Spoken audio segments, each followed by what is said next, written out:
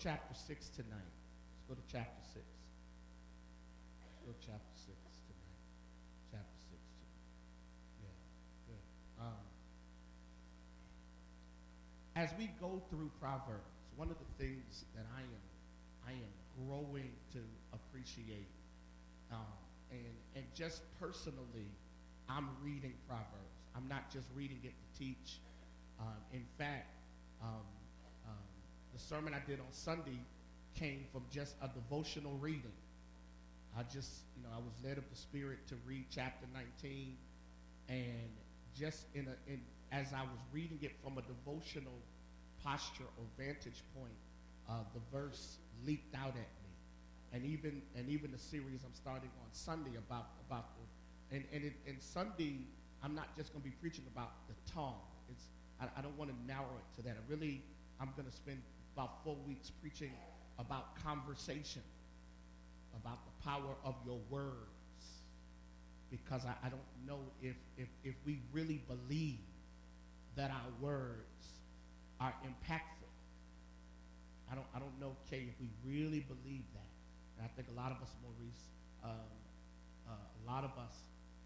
inclusive of me, sometimes are careless in what we say, and then wonder why certain things occur. If you could ever go back and replay your conversations, you probably spoke most of your struggle. Yeah, you probably declared it over a period of time, believe it or not, just in casual conversations. So we're at chapter 6 tonight. One of the amazing things about Proverbs is Proverbs utilizes, and this is important to note, Proverbs will use illustrations or will present scripture in almost a parabic form. Solomon oftentimes, in order to convey wisdom, he would give these illustrations. He would give these illustrations, and if you're only dealing with the micro nature of the illustration, you will say, "Oh, well, that doesn't speak to me because I'm not in an adulterous relationship." But what Solomon was doing was he was actually using the illustration or the experience as a means of communicating principles that are embedded within the illustration. So the goal is to extricate the principles or the advice in the illustration, which means that whenever I teach Proverbs, I'm teaching it bigger than the verse, because wisdom transcends just the illustration. I'll give you a good example. Let's go chapter 6 tonight, beginning at verse 1, chapter 6.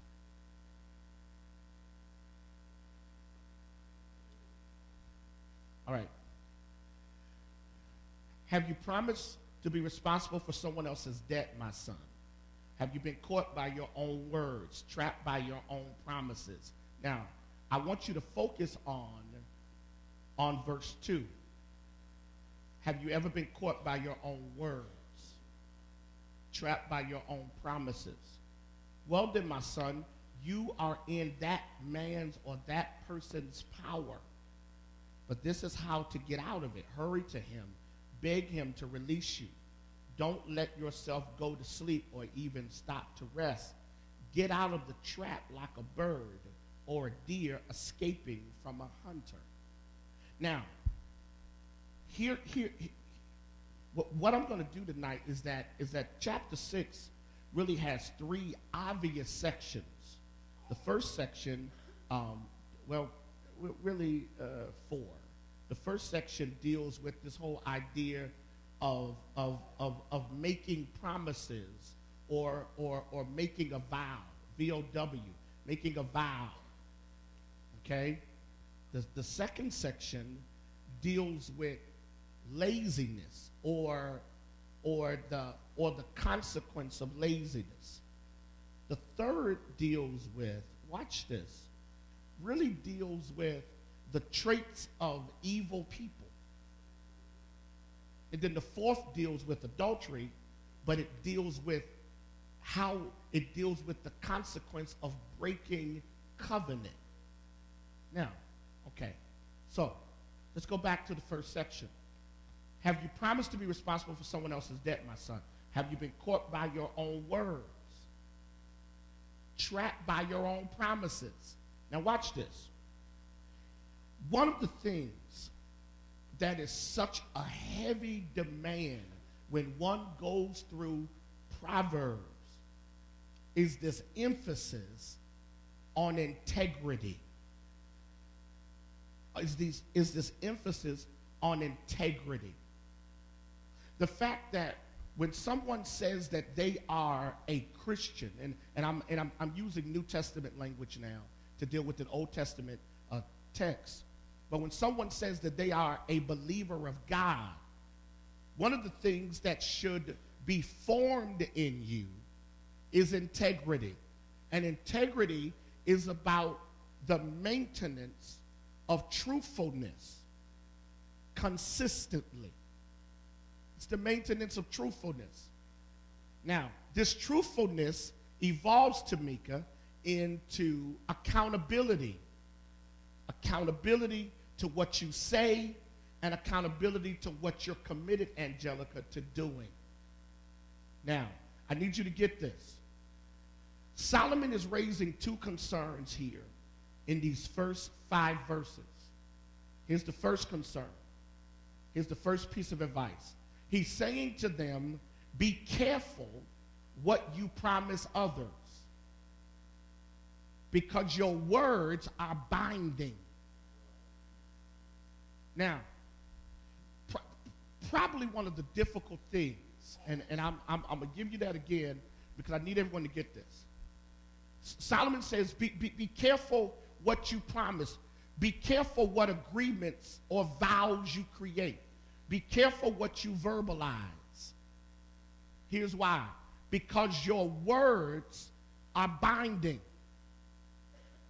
Now, this is really tough for us, Tim, because we are the generation that really doesn't understand this principle. This principle, and that's one of the tough things as I teach and preach Proverbs, trying to translate the value system of the biblical world to ours is just totally incongruent, because we don't have the same sense, Dion, of integrity when it comes to the spoken word.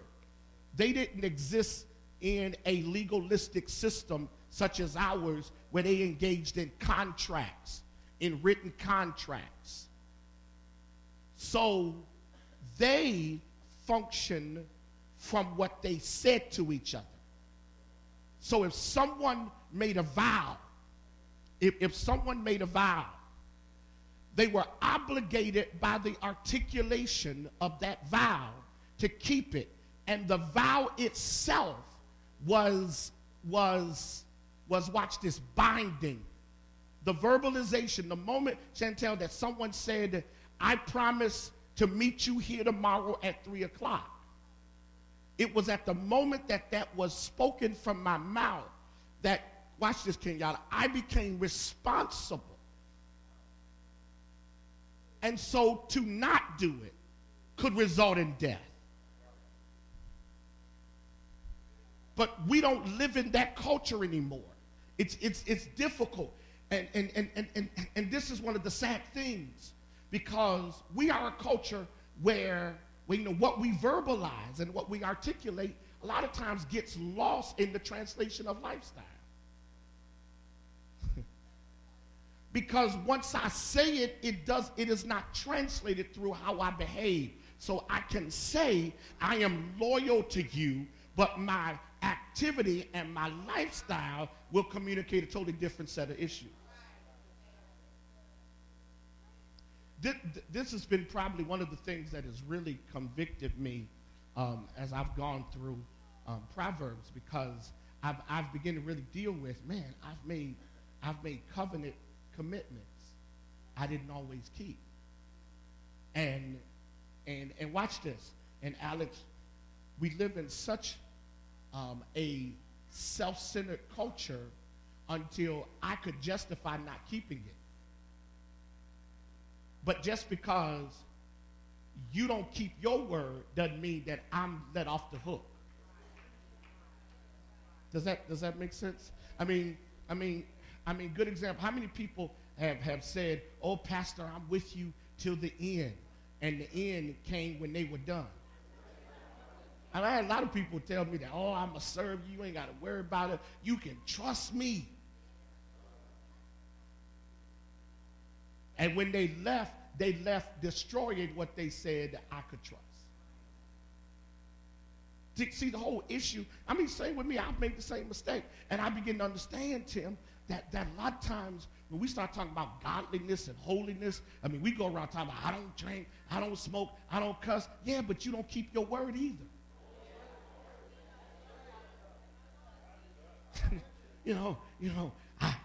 I live holy. No, we can't trust that if you say that you in, you ain't in.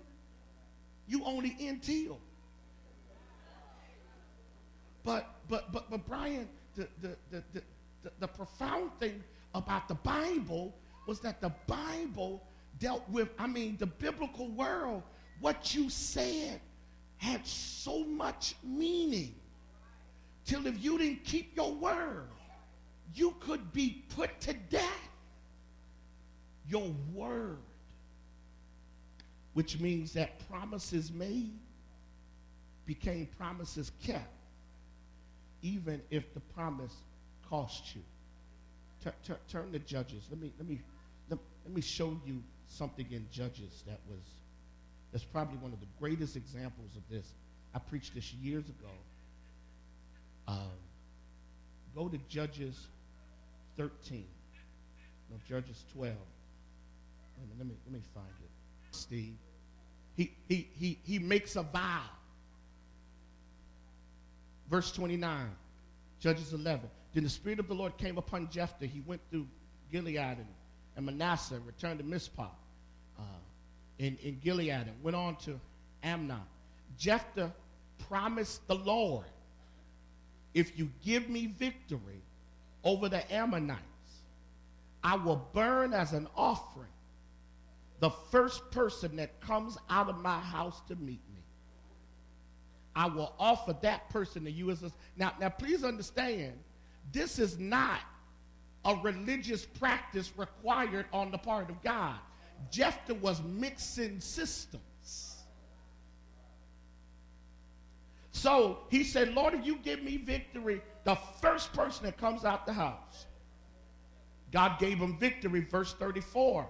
When Jephthah went back home to Mizpah, there was his daughter coming out to meet him, dancing and playing the tambourine. She was his. When he saw her, he tore his clothes in sorrow and said, oh, my daughter, you are breaking my heart. Why must it be that you caused me this kind of pain? I made a promise.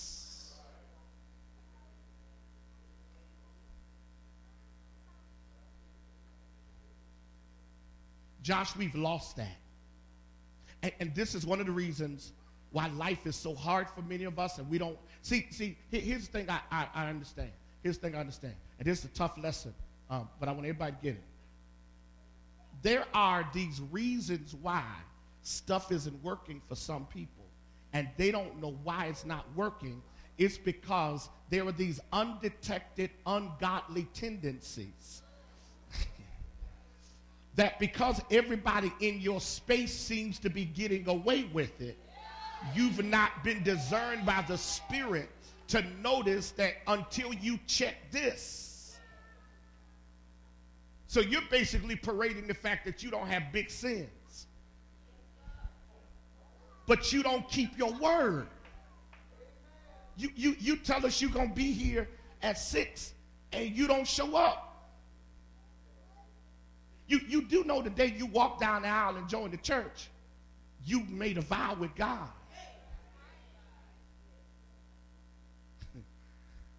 You do know when you get hired to serve on a church staff, you're in covenant. You know, it was the funniest thing, Brother Chairman, um, whenever a pastor is installed, they do a litany. And they do this installational prayer. They do this installational covenant. And they say, do you do this? And the pastor says, I do. Well, when deacons are ordained, when people are ordained, when ministers are ordained, you have these litanies. Every year, the leaders stand up in front of the altar with the little candle or whatever we've done, and you say, I'm going to do so-and-so, and we just act like it's no big. But here's what's deeper. We sitting around having a conversation, and I say to Dan, I'm going to always make sure I tell you the truth. And then something happens, and I lie to him. Now, I didn't think nothing of it. I just thought, but watch this. But the more I develop the tendency of not keeping my word, the less I have favor with God. Come on, wake up here. This is the power of Proverbs, because you got to start seeing that every time you make a vow and you don't keep it, you are working against your own destiny.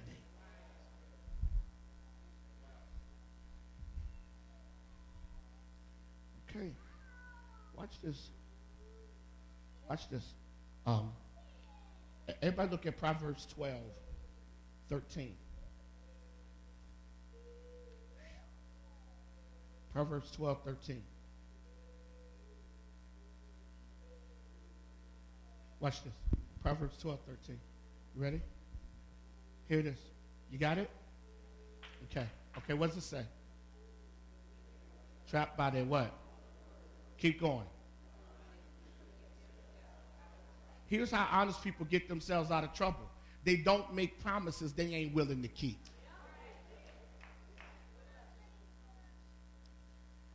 The wicked are trapped by their own words, which means they keep saying stuff thinking they're going to get out of trouble or get what they want. So the man tells you, I love you, but he don't mean it.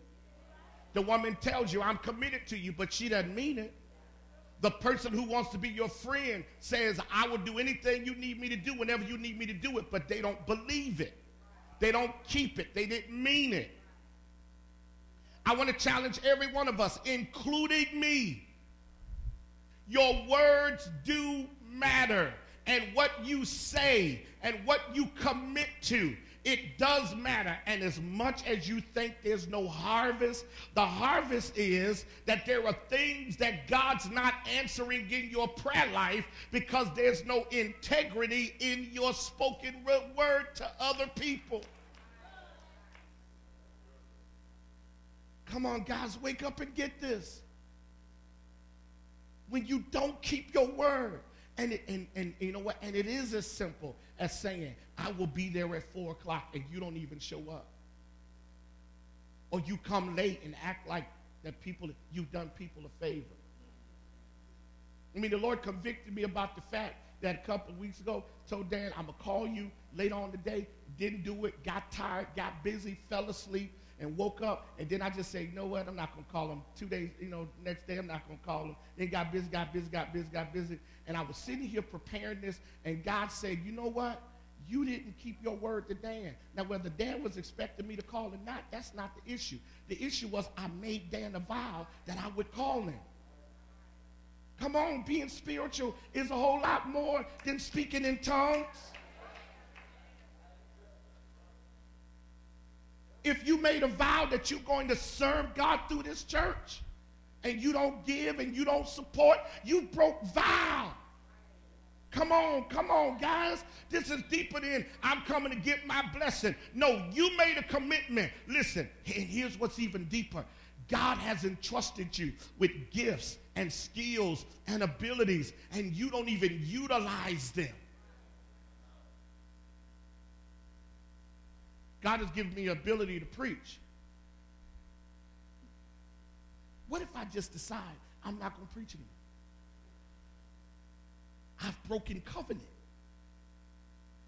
But again, most of us, Shira, don't see this, Sister Joyce, because we don't have a sensitivity to the Spirit to the point that we understand that every time we open our mouths, Sharon, so Sharon, every promise you ever made me, every promise I ever made you, as your boss and as your pastor, if I don't keep it, God, I begin to eat away. That's why the Bible says, don't make promises lightly. We're quiet. Don't make promises lightly. Don't enter into anything and your heart isn't in it. Don't say stuff to get out of it, which means that if you say, okay, Pastor, I'm going to serve here, or if you say, Chantel, to Kay, okay, you know what, you can depend on me to be there for you, then what's going to happen is that the moment that you choose not to be, yesterday, most of my house was sleeping in. So I kind of woke up early because I'm so used to doing the prayer till I wake up. And so I woke up, and it was still too early to do the prayer. I don't like to do it before 9 or 10 o'clock on holidays. Just kind of be respectful. And so, Brian, I started looking, Fontaine, at Tiffany. It was like CNBC, one of those news networks. And Larry, they were doing historical documentaries on Steve Jobs and then Mark Zuckerberg. And I sat there and I was totally enthralled in these men and their lives, because what I saw, Henrietta, was some interesting things. But there was this powerful critique of Mark Zuckerberg's concept of Facebook. Powerful critique that I had never thought about. And here's what it said. They said the problem that Facebook will eventually create is that it has diluted the concept of friend. Because notice what they call the people who you will never meet. Friends. So you got 900 friends, but only 3 are really legitimately in your circle. So you are sharing your life with 897 people that have no commitment to you, which means that because there's no commitment, there's no concept of authentic covenant. The moment I make a vow to you, I have entered into intimate covenant. You think that sex is the covenant? No, sex ain't the covenant. It's when I verbalize to you, I'm committed to you. And the moment that my words do not come true because of intentional activity, some of you are not struggling because you're bad people. You're struggling because you made some promises that you did not keep. You made vows that you did not follow through on, and it became a behavior. And watch this, and here's what happened. And you easily got out of it. You quit. You resigned. You walked away, and you thought that you were done. You had washed your hands. You don't wash your hands just because you quit, because there's still that word sitting out there that you opened your mouth. Watch this. If we're made in the image of God, the word of God declares that the word of the Lord is such that it will not return void. Now, if you are made in his image and your words are spirit and life, then that means that if you speak something, it's still out there. That's why a dead man can still talk. Because words don't go to the grave. Words live longer than your funeral. That's why you don't need to plant the seed of negativity out of your mouth. Because while you're trying to kill somebody in the present, you're really killing yourself in the future.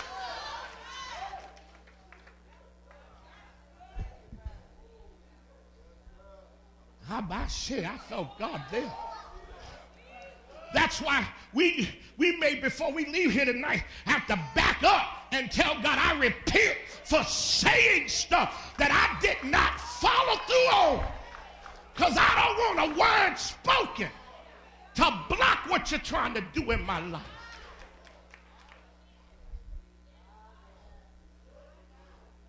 I didn't understand this when the Lord gave me the concept of having couples write their own vows. This was not why I did it. But it makes sense now to me. Because when you stand before the preacher and your family, but more importantly, God, and you open your mouth and you say, and you said, because Kevin, you and Jan wrote your vows, right? Yeah. How many of you others that I married, you wrote your vows? Cheryl? Yeah. Some of you guys wrote your vows. But here's why. Because your vows are an agreement between you and a gene. And if you ain't really committed to till death do us part, don't part your lips to say it, because you just need to tell them, I'm in it till it gets tough. And then I will reevaluate. Well, guess what? If you say that, you will not sin. Because that is a vow that you made and you kept your word. But if you say, I'm the only one that will ever be in your life and you'll be in my life, and you have other issues,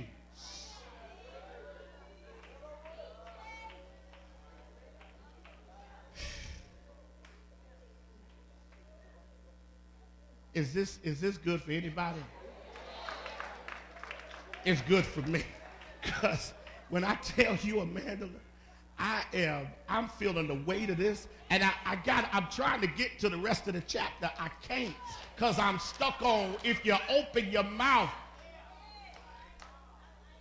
So you can't say you ain't got to worry about me. I got your back. You know what that means? When you say to somebody, I got your back, that means every time you talk about them, God is your witness. So you say you got my back, and then you talk about me. I ain't got to be in the room. You are cursed by your own words.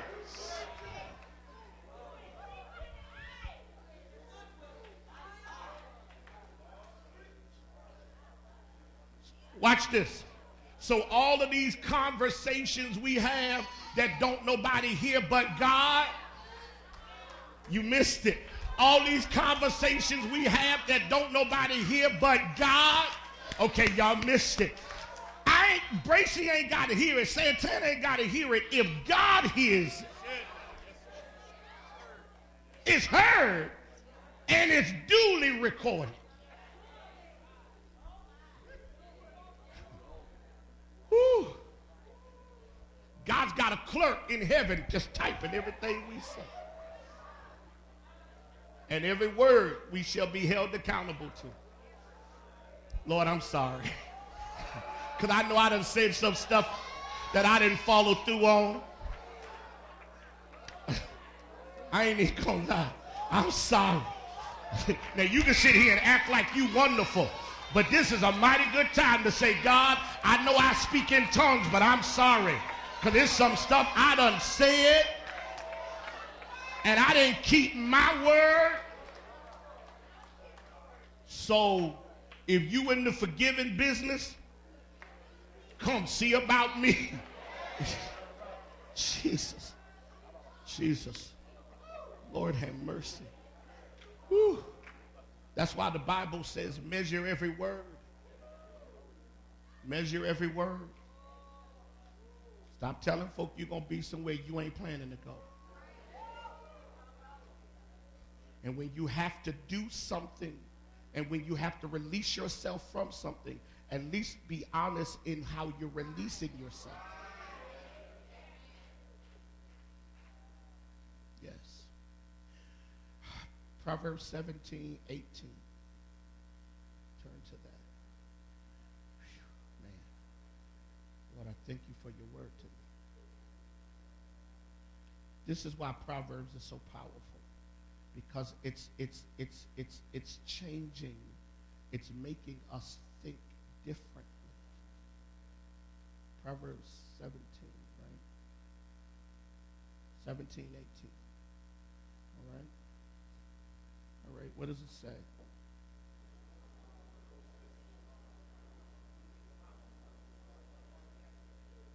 Go back and read that again. What does it say?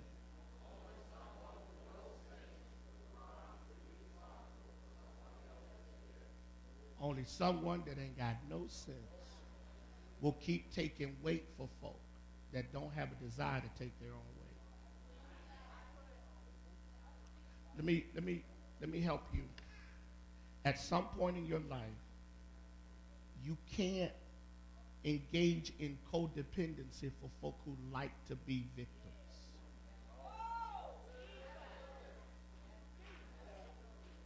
Some of you have spent your whole life letting your self-esteem be attached to folk who only use you because they think you're going faster than they are.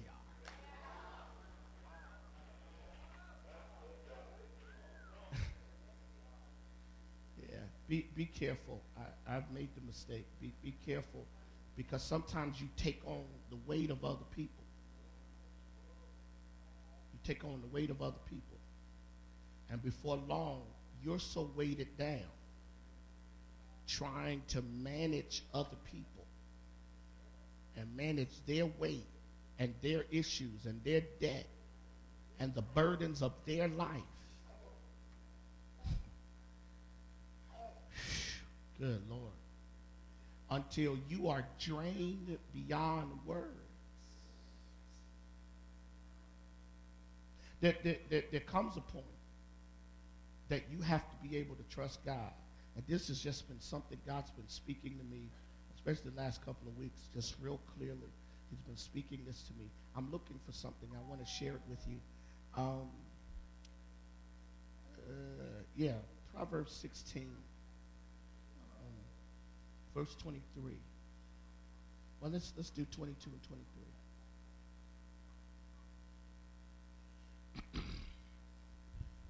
23. Because a wise person understands the power of their words. Ooh, Lord, in verse 28 too. Yeah, because a wise person understands the power of their words.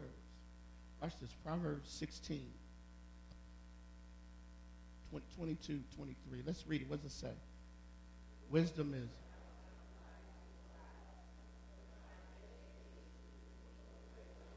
Keep reading. Stop. Read verse 23 again. What does it say?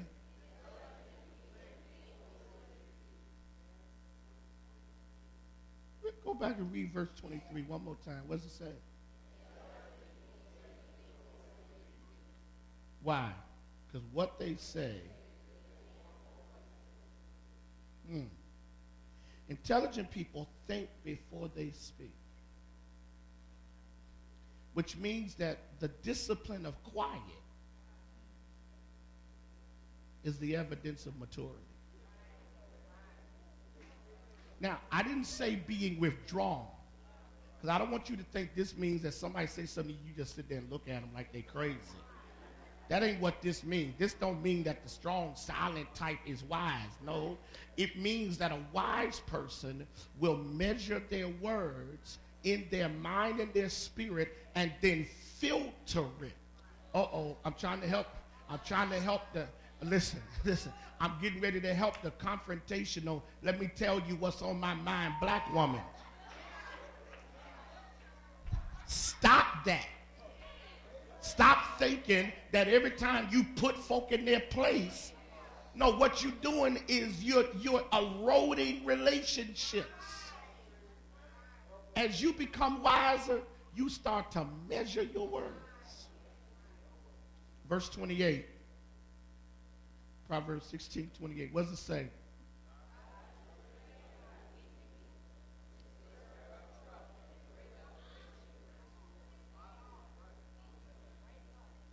They stir up trouble, break up friendships.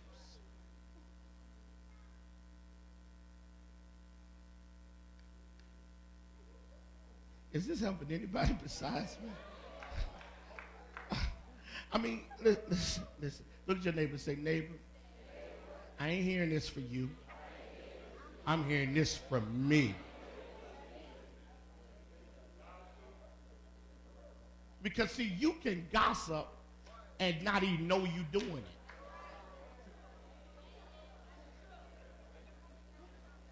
You can just open your mouth, and out of it will come something. Lord, I'm sorry for that too.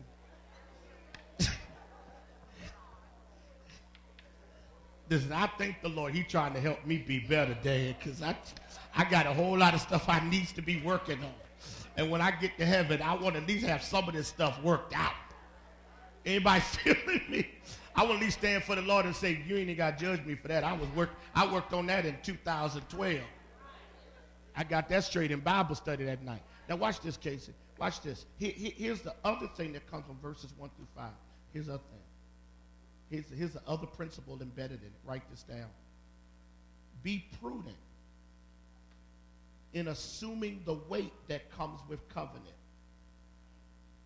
Be prudent in assuming the weight that comes with covenant.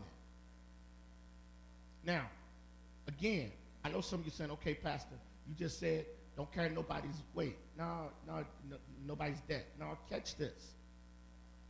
There are certain relationships that once you enter into them, the weight that comes with the relationship, you are assigned to that. But be prudent in accepting that weight. Because once you accept the weight, watch this, everything that comes with the weight comes with the covenant. Let me reverse that. Everything that comes with the covenant comes with weight. And the moment that you understand that when you enter into agreement or covenant, so when he says, son, don't assume the debt of others, what he's really saying is be careful who you enter into covenant with. Because once you enter into covenant with them, you are assigned.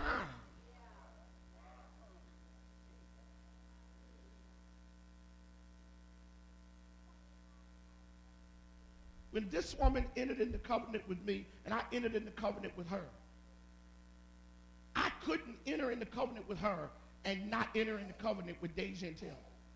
And she couldn't enter into covenant with me and not enter into covenant with Alexis.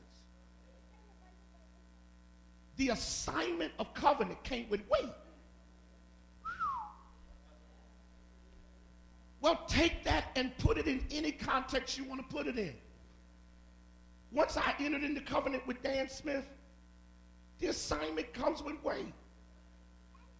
So you must be prudent. You must be wise, Casey, because here's what you're getting. Every time you speak a word in covenant, it's binding. Come on, guys.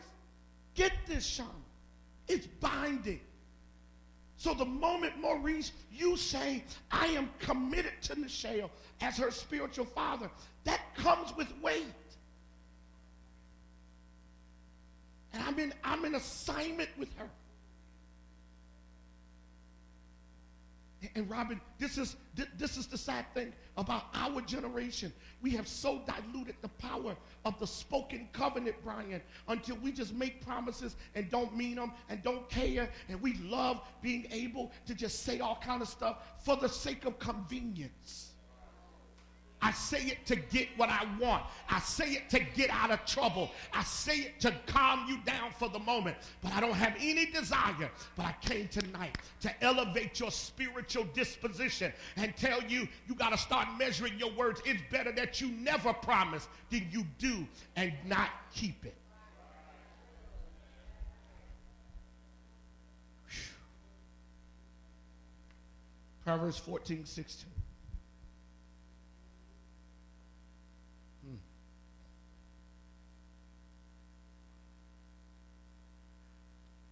This is how we get in trouble with our words, Tasha. Proverbs 14:16. What does it say, everyone?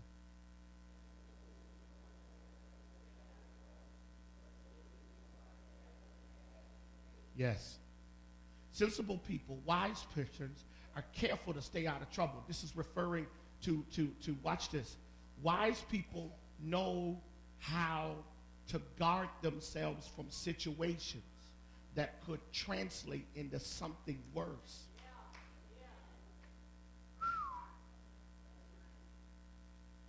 But immature people, foolish people, are careless and they act too quickly. They act purely out of emotion and not out of the intellect of the spirit. Is this helping anybody? Now, why is this important tonight? Because at the end of the day, when God gets ready to elevate you, he's going to elevate you based upon maturity. Your gift will, for a season, put you in certain places. But if you have gift without character. Everybody turn to Ephesians chapter 4. I'm closing. We'll come back together. I know next week we have our graduations and people are going to be graduating. But we'll come, well, next week we have communion, don't we? Yeah, we do. Okay. For all of my young adults, 9 o'clock Saturday, we say 18 to 34, but 18 to 39 is going to be our young adult intensive. I'm praying about what I'm going to share for those 2 hours, but I want to encourage you to come, and then we're going to get back to our prayer time on Saturday at noon. So I hope that some of you will meet me here on Saturday, 9 o'clock. And then watch this, Proverbs 4:29. I know. You're right. Thank you. Ephesians. Listen to each other, not me. Now listen to me. Ephesians 4:29. All right. What does it say? Do not use harmful words, but only helpful words, the kind that build up and provide what is needed, so that what you will say do good to those who hear it. Now this is such a powerful verse.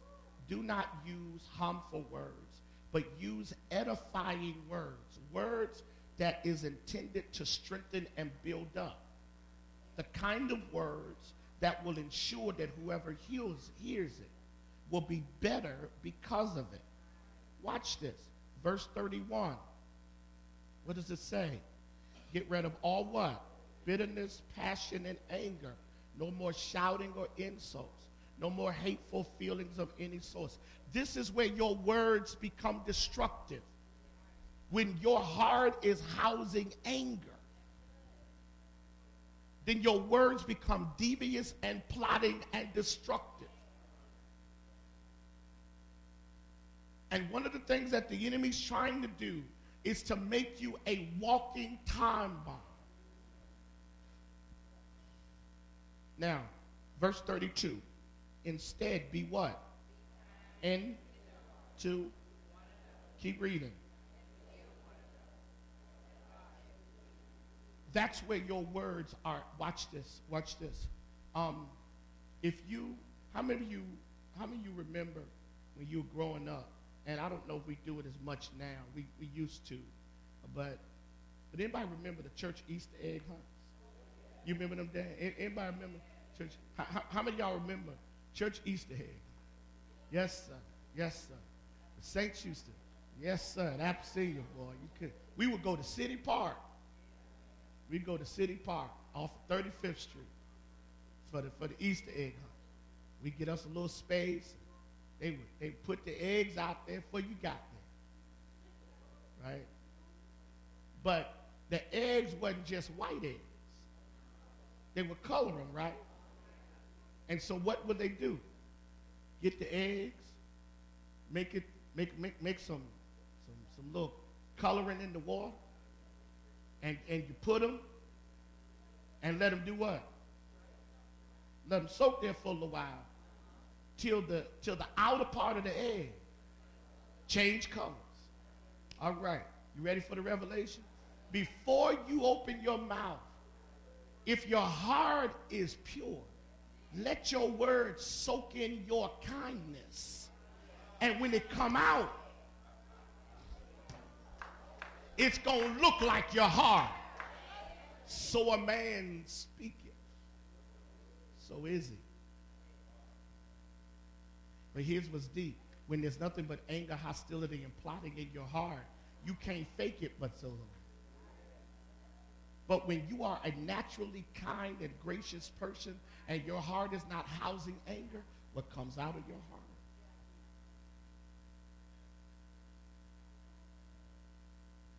How about that?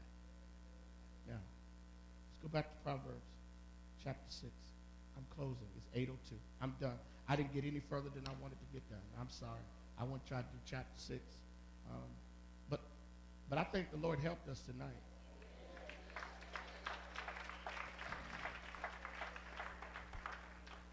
Let me suggest 3 things I want you to write down. And the Spirit is really giving them to me, giving me this as I'm talking to you. So it's going to sound kind of rough around the edges. But here's the first thing I want you to write down. Learn to value the power of your words. That's the first thing I want you to write down. Learn to value the power of your words. Remove yourself from the idea that words do not have authority. Learn to value the power of your words. Second thing, stay open to sanctification so your words will be pure. Stay open to sanctification so your words will be pure. Stay open to sanctification. Here's why. Because sanctification is not just about purging your dress and your outer appearance. It's about purging your heart and your spirit. And here's what's deep. Dante, your words, they may come out your mouth, but they come from your heart. So sanctify. Stay open to sanctification. Because you want your words to be life-giving and helpful. And that doesn't mean that everything you say is going to be dead, sweetie pie, honey child. No. Because correction is not always pretty. But when correction comes from the heart of a person who loves you, that's why this church, even when people get mad at me, here's the reality. Because I love you and I'm committed to you, whenever I correct you, no matter what you think, I'm doing it, Dion, because I love you and I see God has something for you. When my dad corrects me, it ain't always pretty. So stay open to sanctification. Here's the last thing. Quiet your life so you can hear your thoughts. Quiet your life so you can hear your thoughts. So you can finally pay attention to what you really think. And here's why. Because when you really know what you really think, then you can start saying, God, if this is what I really think, I'm going back to number 2. Sanctify me. Because eventually I'm going to tell you what I think. See, the power of your words is not just about you anymore. You are now breaking covenant with a bigger reality. God. If it would be amazing if everybody in this room woke up to this revelation tonight. Here's what's going to happen. You're going to start talking less, but you're going to have more when you talk.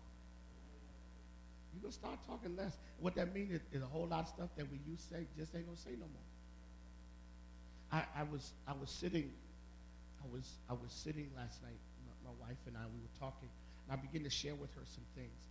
And one of the things that I began to share with her was the fact that I have seen an erosion of relationships over the last 10 years of my life. And I'm not just talking about personal relationships. I'm talking about the quality of relationships, period. Technology has taken us away from each other.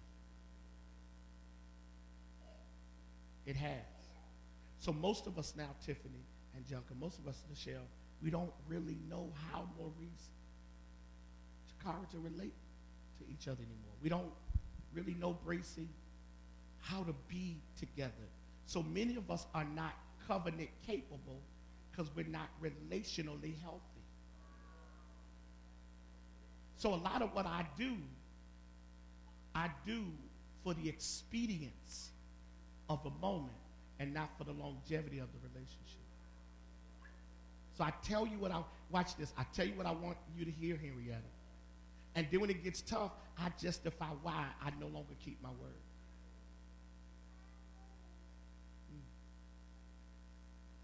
Wow.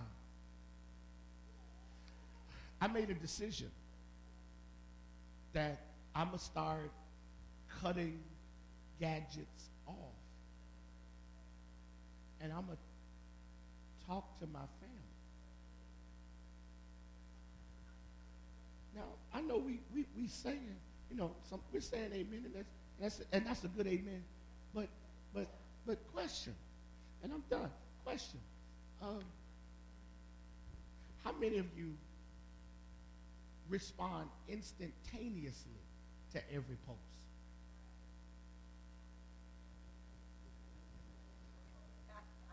You're so tapped into technology till you keep one eye on the gadget and the other eye. Okay, question, Tamika, you'll appreciate this. You'll appreciate this. Have you ever been sitting around a table with friends or family, supposed to be having dinner, and everybody got a cell phone out? Or you're sitting there, watch this, you're sitting there and you're talking, and all of a sudden the phone buzzed there, and they talking to you, and you holding the phone, responding to a text while they talking. Yes, Lord. Or watch this, or you tell somebody in your immediate space, hold on, I need to respond to somebody that ain't in my space.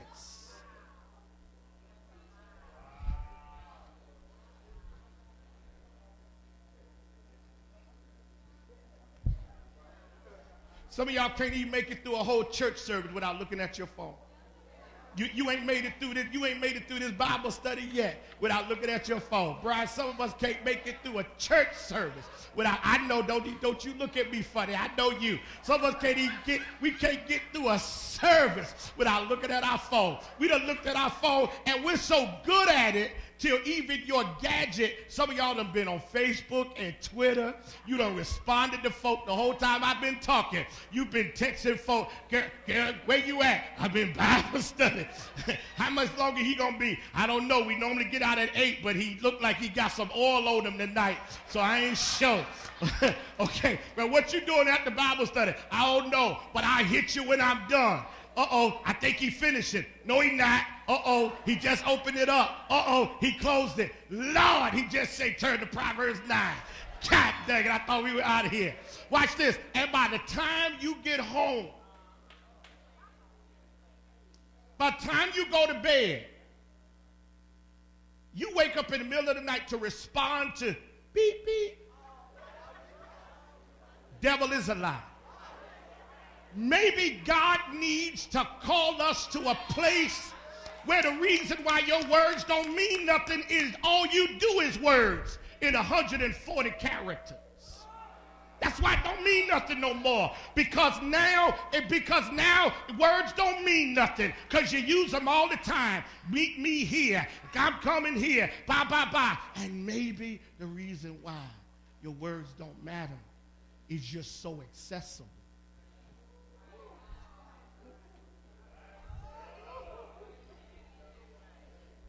We got to add sanctity to our words again.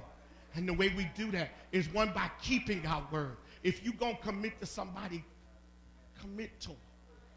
If you say you're a member of this church, be a member. And I'm singing to the choir tonight. I'm not singing to you. I'm not talking to you. You're here. But whatever commitment you're going to make it. Because when I stand before God, I want my words to matter. Has this helped anybody tonight? Yeah.